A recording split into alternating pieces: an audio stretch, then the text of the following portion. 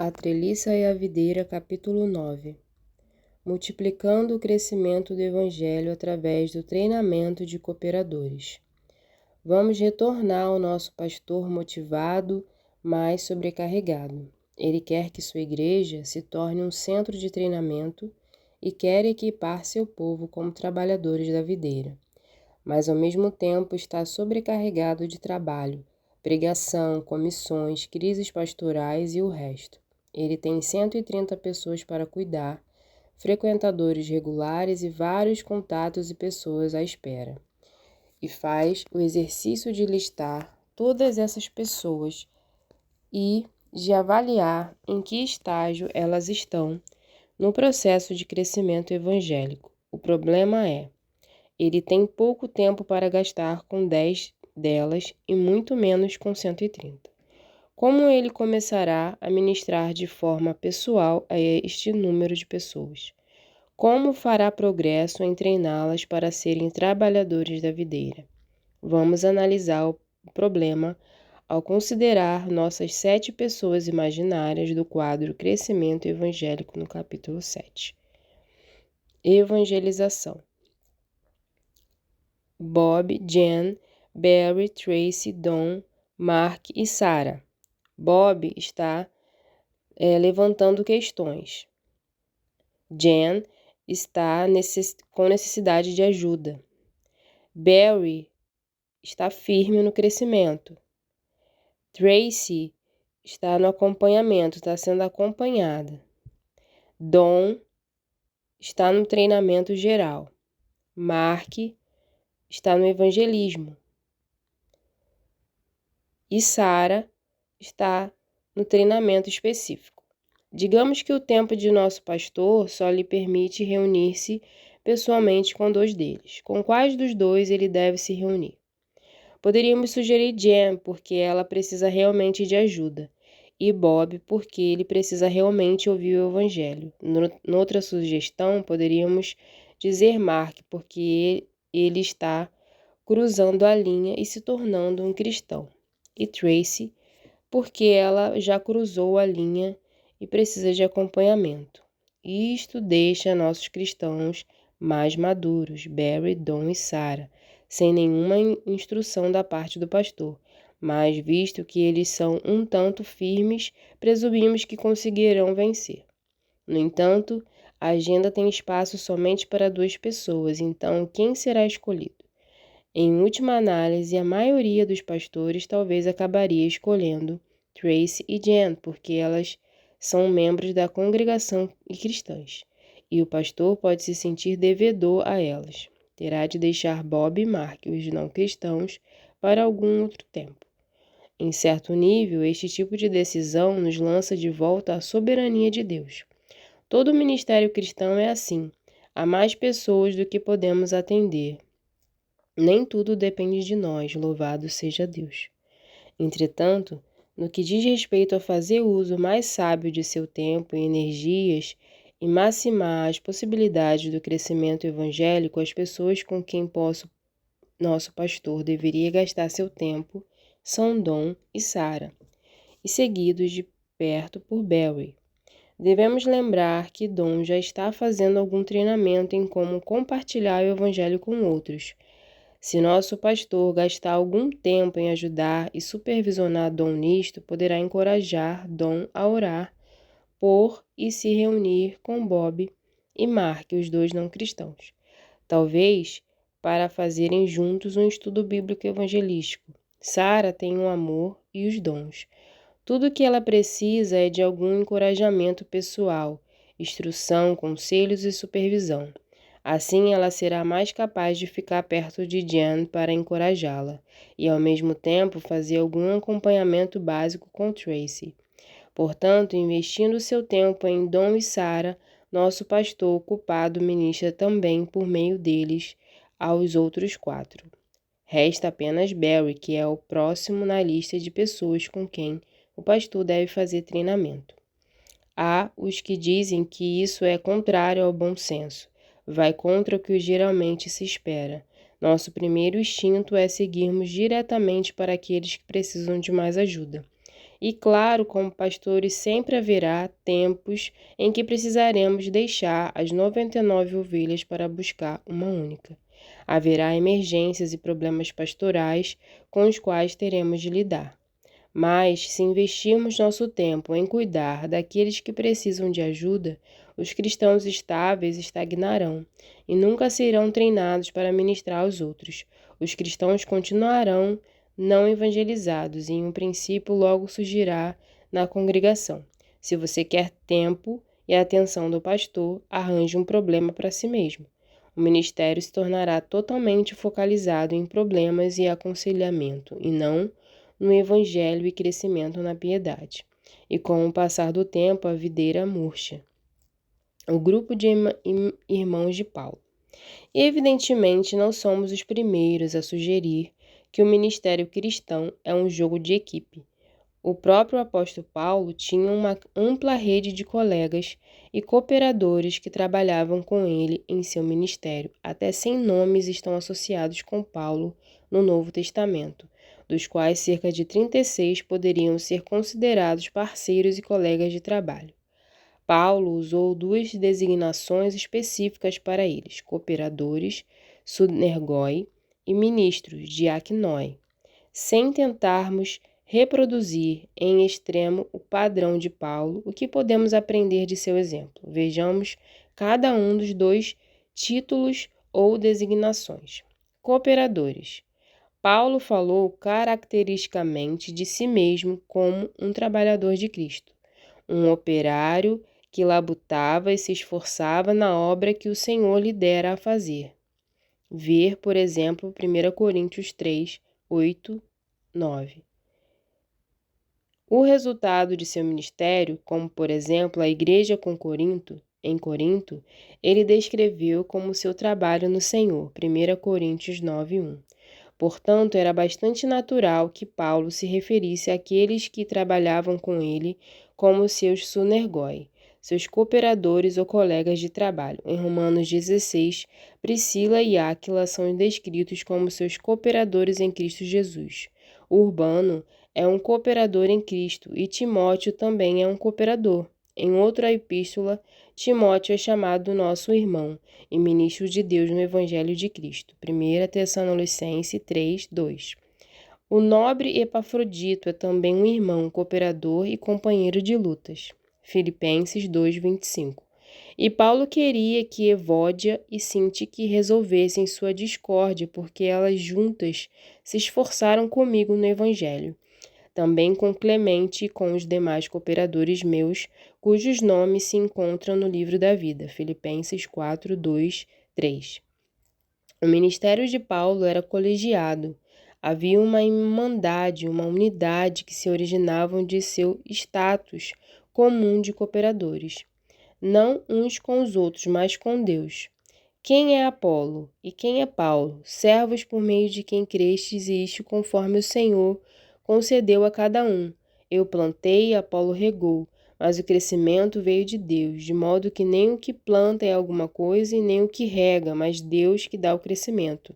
Ora, o que planta e o que rega são um, de cada um receberá o seu galardão, segundo o seu próprio trabalho, porque de Deus somos cooperadores, lavoura de Deus, edifício de Deus sois vós. 1 Coríntios 3, do 5 ao 9. O status comum deles, como trabalhadores de Deus, tanto dignificava quanto humilhava. Eles trabalhavam com Deus em sua grande obra no mundo, mas apesar disso não eram nada, porque é Deus quem dá o crescimento. Ministros. Paulo também usou a linguagem de ministros para se referir aos cooperadores que labutavam com ele e agiam em seu favor. Paulo e Apolo eram ambos cooperadores, mas eram também servos, ou ministros, diaconoi no grego, pois cada um havia sido designado ao seu ministério pelo Senhor. 1 Coríntios 3, 5. Posteriormente, em sua carta aos Coríntios, a família de Estéfanas é descrita em termos semelhantes. E agora, irmãos, eu vos peço o seguinte: sabeis que a casa de Estéfanas são as primícias da Acaia e que se consagraram ao serviço dos santos.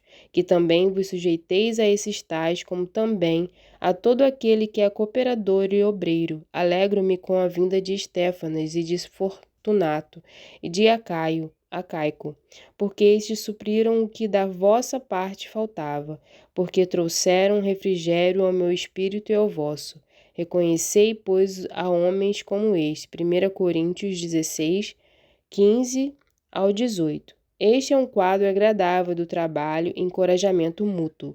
Estes primeiros convertidos não somente se uniram a Paulo em labutar pelo Evangelho, também viajaram para se encontrar com Paulo em benefício dos coríntios e levar refrigério ao espírito de Paulo. Em Colossenses encontramos Epáfras, o amado conservo de Paulo e fiel ministro de Cristo. Epáfras foram um dos que ensinaram originalmente a mensagem do Evangelho aos Colossenses, e nessa ocasião lutava em oração a favor deles. Este é o mesmo Evangelho do qual Paulo se tornara ministro, Colossenses 1:23. Poderíamos prosseguir a Tíquico, o fiel diácono no Senhor, e Arquico, que foi exortado, atenta para o ministério que recebeste no Senhor para o cumprires. Colossenses 4:17. Sem mencionar Timóteo, que foi encarregado do ministério do Evangelho, 1 Timóteo 1:18, e exortado a ser um bom ministro de Cristo, por dedicar-se constantemente a pregar e a ensinar, 1 Timóteo 4, do 6 ao 13. Mesmo quando isso fosse impopular, 2 Timóteo 4, 1 ao 5. Dois temas emergem quando consideramos o ministério dos cooperadores de Paulo. Primeiramente, embora eles fossem às vezes os ministros de Paulo, ou seja, enviados que agiam em favor de Paulo entre ele mesmo e as igrejas, eram também ministros de Cristo. Estavam fazendo a obra e o mandado do Senhor e não de Paulo. Em segundo, o ministério que eles realizavam não era apenas qualquer serviço ou ajuda, mas um serviço que estava relacionado com a propagação da palavra e edificação da igreja. Implicações. Não devemos nos surpreender com o fato de que Paulo reuniu uma equipe ao redor de si para a causa do Evangelho. Se nada o tivesse compelido, a sua eclesiologia o teria levado a fazer isso. Paulo valorizava os diferentes dons da graça outorgados pelo Espírito Santo para a edificação do corpo de Cristo. E, de acordo com isso, trabalhou ao lado de muitos associados numa diversidade de funções, pregadores, escrivães, mensageiros e guerreiros de oração. Inevitavelmente, alguns dos colegas de trabalho de Paulo eram mais íntimos e mais permanentes do que outros, mas ele tratava a todos como irmãos e cooperadores.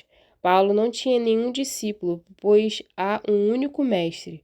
Mulheres também foram envolvidas integralmente na equipe de Paulo, hospedando igrejas em sua casa, provendo proteção, como Febe, em Romanos 16, 1, 2, e contendendo ao lado dele pelo avanço do Evangelho. Em face disto, precisaríamos de boas razões para não adotarmos a metodologia de equipe ministerial de Paulo. Teologicamente, ela é uma expressão do caráter da igreja como um corpo que tem muitas partes. No aspecto prático e estratégico, ela provê apoio e refrigério, um compartilhamento de fardo e uma multiplicação de obra evangélica eficiente.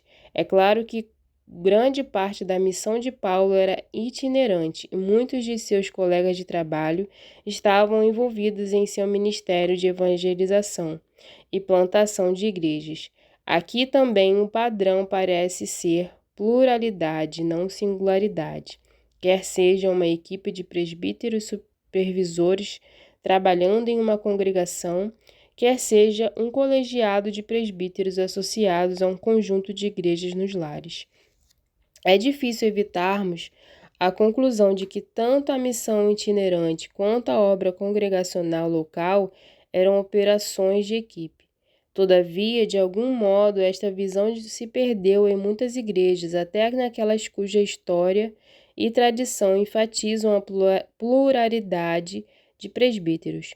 Com o passar do tempo, o modelo de um único pastor ordenado ministrando sozinho para pastorear uma igreja se tornou a norma, embora seja admiravelmente diferente do padrão normal de ministério no Novo Testamento.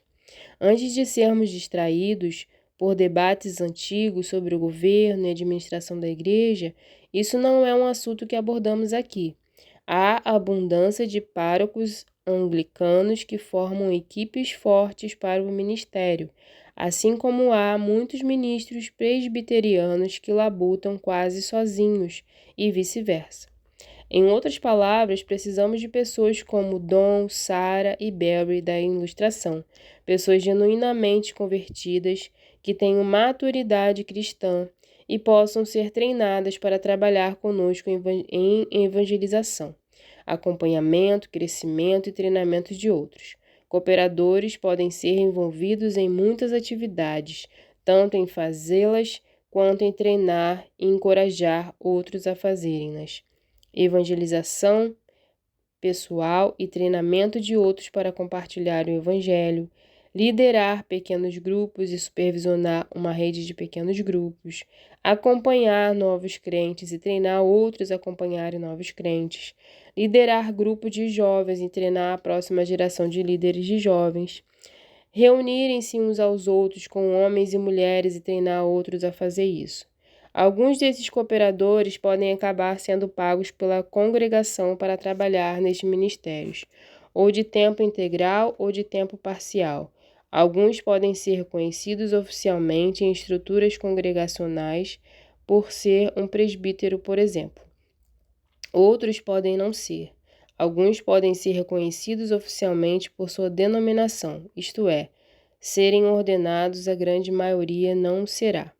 Independentemente das estruturas, títulos e reconhecimento, o princípio é o mesmo. A melhor maneira de edificar uma congregação cheia de discípulos que fazem discípulos é reunir e treinar um grupo de cooperadores para trabalhar com você. Quando é apenas você mesmo e há 120 ou mais pessoas que precisam ser evangelizadas, acompanhadas, alimentadas e treinadas, conseguir isso é impossível, especialmente por causa de todas as estruturas de reuniões, comissões, programas e atividades que a vida da igreja parece gerar. No entanto, se você começasse por separar apenas 10 potenciais cooperadores, reunir-se com eles regularmente, treiná-los e estimulá-los quanto a possibilidades para o ministério juntos, você poderia não fazer nada mais durante um ano, senão reunir-se com seus cooperadores em seu gabinete pastoral, cada semana, para orar pela congregação. Estudar as escrituras, discutir teologia, confessar pecados uns aos outros e treiná-los em diferentes aspectos do ministério. Mas ao final desse ano você teria uma equipe de parceiros do Evangelho, unida e de mesmo pensamento, pronta e capaz de trabalhar com você no ministério. Bruce Hall tem feito algo semelhante a isto por anos na igreja St. Paul em Carlingford, ao noroeste de Sydney. Eis como ele explica suas reuniões regulares com seus cooperadores. Igrejas não fazem discípulos, discípulos fazem discípulos. Mateus 28, 19 e 20. O princípio que eu sigo com meus trabalhadores leigos é: se não temos o mesmo entendimento nas coisas espirituais, não temos o mesmo entendimento no ministério. Portanto, 1. Escolho homens que se reúnam comigo semanalmente das 6h30 às 7h30 da manhã. 2. Costumava fazer isso às terças, quartas e quintas. Hoje faço apenas às terças-feiras. 3. Gastamos 15 minutos juntos, conversando, atualizando, lidero a reunião por 1h30. Apenas lemos uma seção da Bíblia, comentamos e evocamos comentários e aplicações para nós. Depois temos 15 minutos de oração. A passagem bíblica que lemos é irrelevante. 4. Sempre nos focalizamos em onde estamos em nosso testemunho e ocasionalmente apenas oramos e não lemos as Escrituras. 5. Sempre tenho meus diretores presbíteros no grupo e temos cerca de 8 a 10 indivíduos em cada grupo. Consequências: 1. A maioria daqueles que estão na administração, diretores e conselheiros paroquiais, têm estado nesses grupos comigo. 2. A maioria dos outros ministros congregacionais que formam a equipe de administração da igreja conduz grupos semelhantes. Consequentemente, a maioria dos líderes de grupos nos lares e outros líderes têm estado nesses grupos de café da manhã. 3. Homens no grupo que veem com todas as minhas virtudes e fraquezas que me ouvem orando, me veem lendo a Bíblia e ouvem minhas paixões e perspectivas teológicas. 4. Raramente temos questões de relacionamento ou argumentarmos sobre os negócios da igreja ou direções futuras, porque nos reunimos para orar juntos nas manhãs. 5. Os ministérios em que eles estão envolvidos são pastorados leigos, ao lado do ministério congregacional, liderança de grupos nos lares, diretores, conselho paroquial e quase tudo mais. Como selecionar cooperadores? Em um sentido, o critério para selecionar cooperadores é óbvio. Cooperadores precisam ser pessoas que têm um coração para Deus e uma fome por aprender e crescer. Precisam ser genuinamente convertidos, crentes maduros que estão em condição favorável na vida cristã e têm fidelidade e potencial para ministrar aos outros. É o que prescreve 2 Timóteo 2,2. O que de minha parte ouviste através de muitas testemunhas, isto mesmo transmite a homens fiéis e também idôneos para instruir a outros. No entanto, é fácil cometer erros quando recrutamos cooperadores. Eis alguns descuidos a evitar. Comprometer crenças e valores essenciais.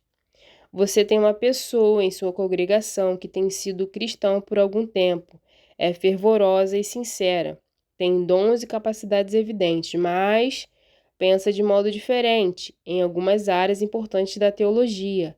Ela tem, por exemplo, um entendimento carismático da obra do Espírito ou uma visão mais liberal da autoridade da Escritura. Escolher esse tipo de pessoa como um cooperador quase garante divisão e prejuízo ao ministério. Um cooperador tem de ser alguém totalmente confiável em manejar de modo correto a palavra da verdade. Você deve ser capaz de confiar nele para ensinar os outros.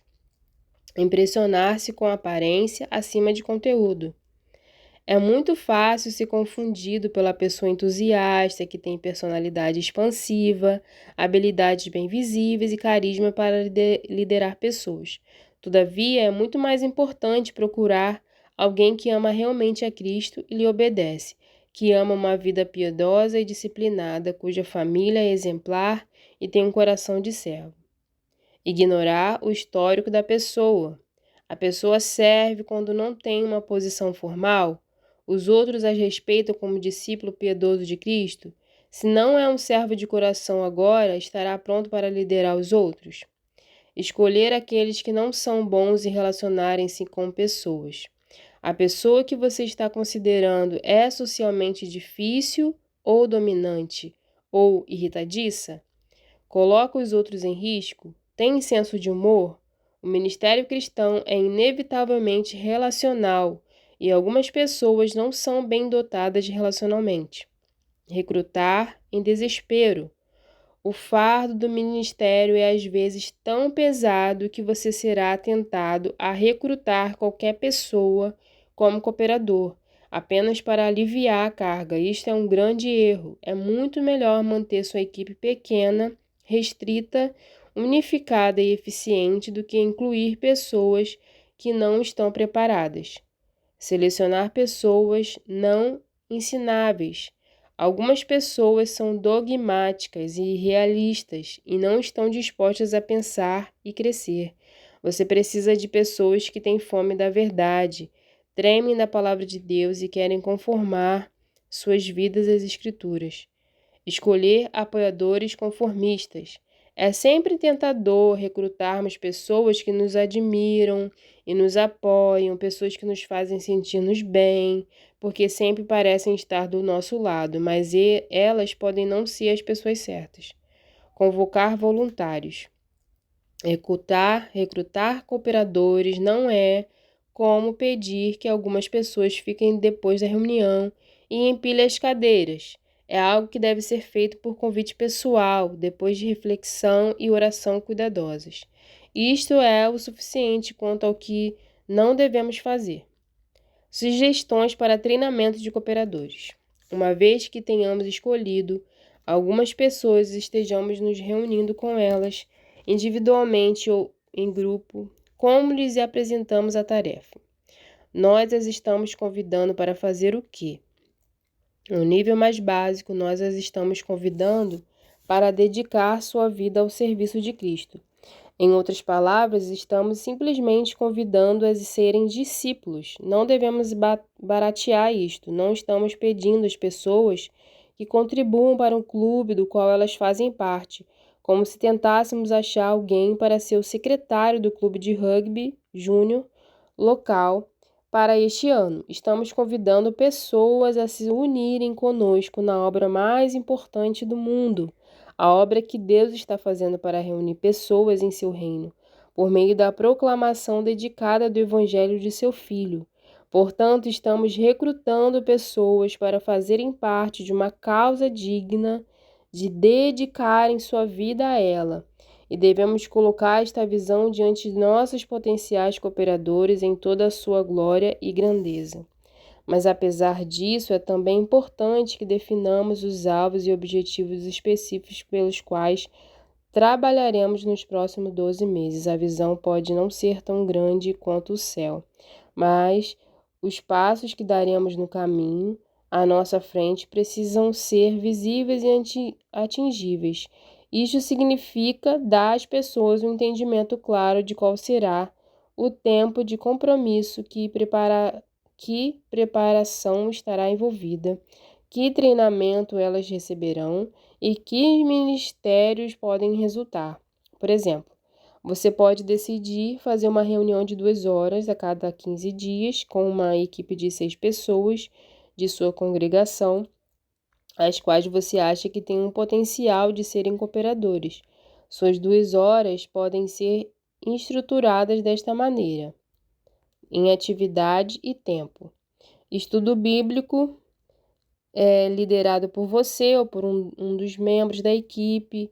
Você pode usar este tempo para treinar pessoas em como liderar discussões bíblicas em um grupo, tanto por ser você mesmo ou modelo, quanto por depois dar aos outros uma oportunidade. Isso durante 30 minutos.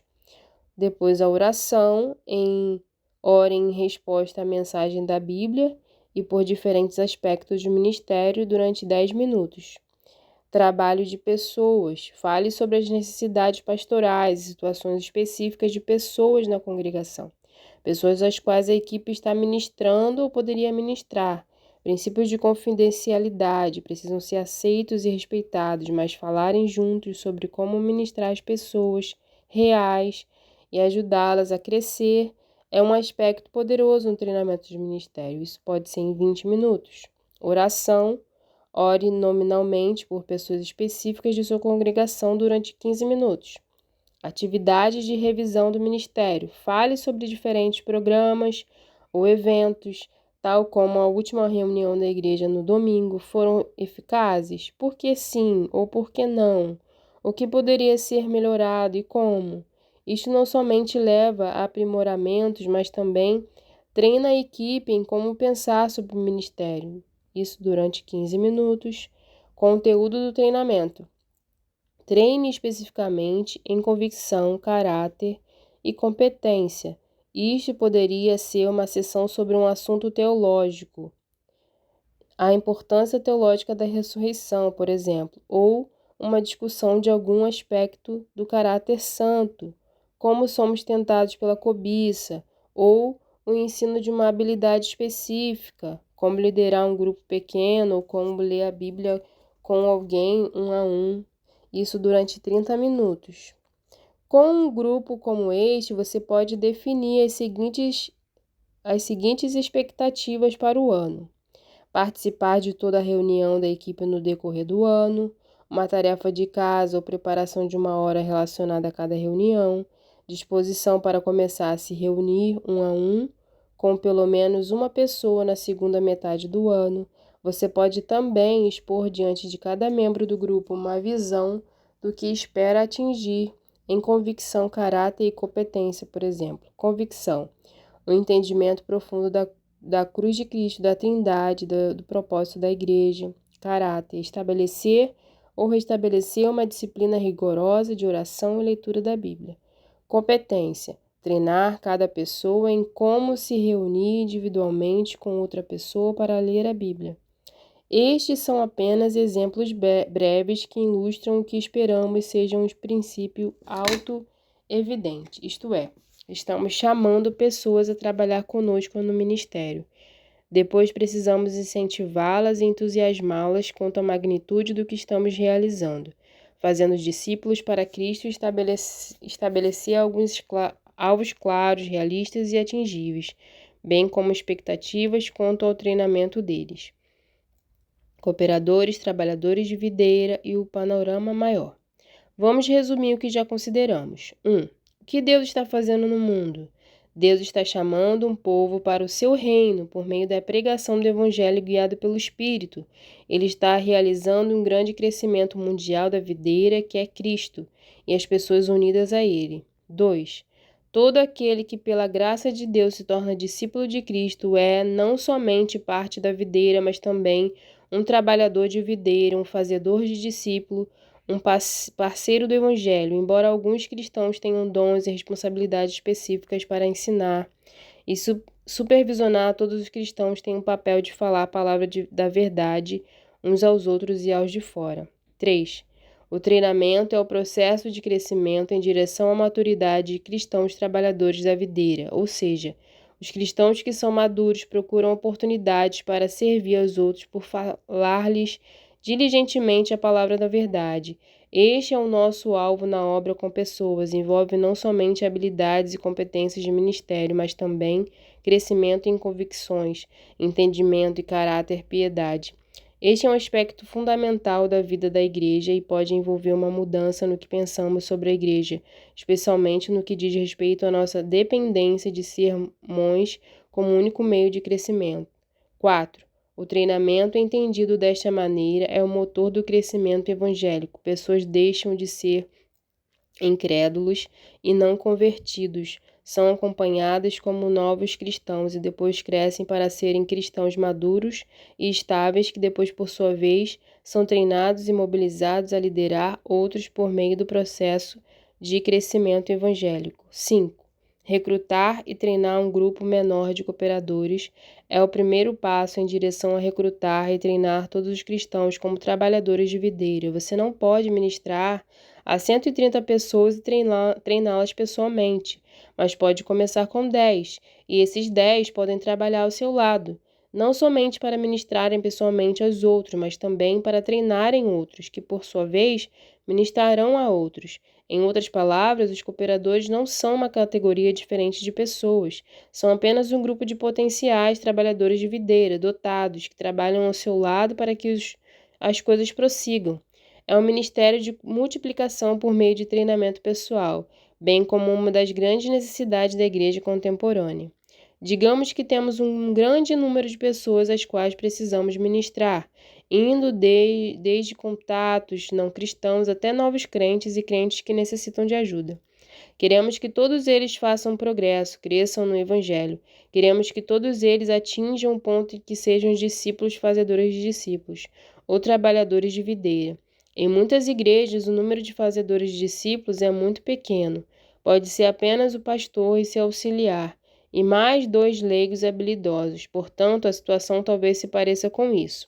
Evangelização, acompanhamento e crescimento. Na figura 1, o pastor fica no centro.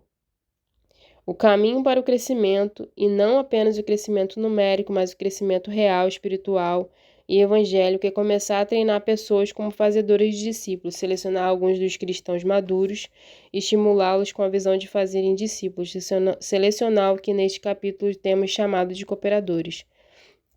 Assim, a situação começa a se parecer com isto. Figura 2. Evangelização, acompanhamento e crescimento. Treinamento. Pastor com mais um cooperador. com cooperadores do lado dele.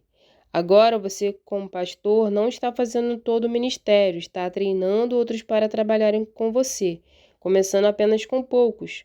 Entretanto, o alvo é, no decorrer do tempo, converter todos os discípulos em fazedores de discípulos, treinar todos os cristãos como trabalhadores de videira, pessoas de convicção, caráter e competência para ministrar aos outros. Assim, o número de trabalhadores cresce e a quantidade de ministérios cresce. À medida que mais e mais pessoas começam a falar dedicadamente a mensagem da Bíblia aos outros, em miríades de maneira diferente, formal e informal, grande e pequeno, no lar, no trabalho, na igreja, em grupos pequenos e um a um, a situação se parece mais com isto. Figura 3.